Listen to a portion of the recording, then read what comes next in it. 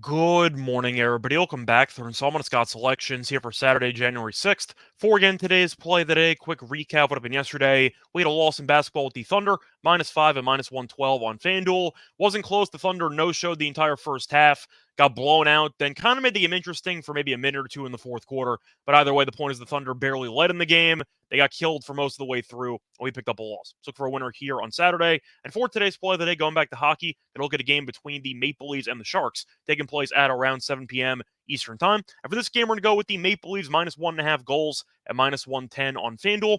Time recording of 4:30 a.m. Eastern Time. Covering why we're going to take the Maple Leafs -1.5 goals in this game. First reason, the Sharks have been the worst team all season long, and they're one of the worst teams of all time.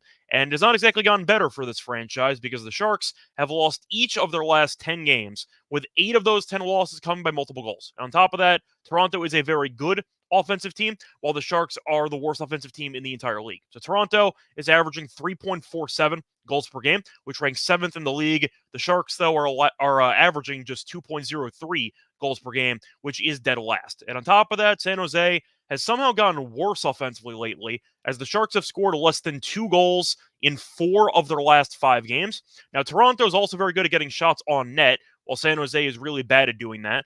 The Maple Leafs are averaging 33.11 shots per game, which ranks 5th in the league, while the Sharks are averaging just 25.36 shots per game, which ranks dead last. So it's not a coincidence San Jose is this bad at scoring. It's because they barely get any shots on goal compared to their opponents in every game. And you're looking at Toronto being an elite shot team and an elite goal team. I do think you're looking at a spot where the Sharks will just be unable to match the firepower that Toronto has, whether it's with Matthews or Tavares or Marner, you get the point.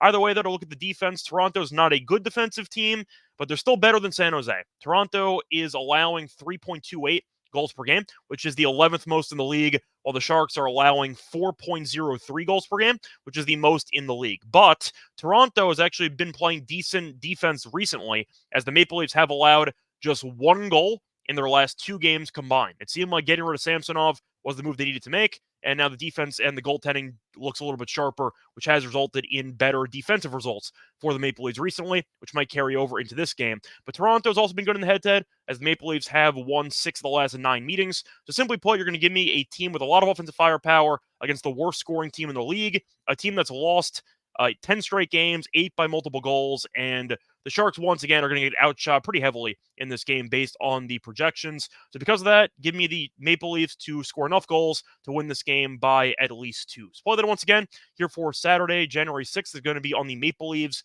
-1.5 goals at -110 on FanDuel. Bye, everyone.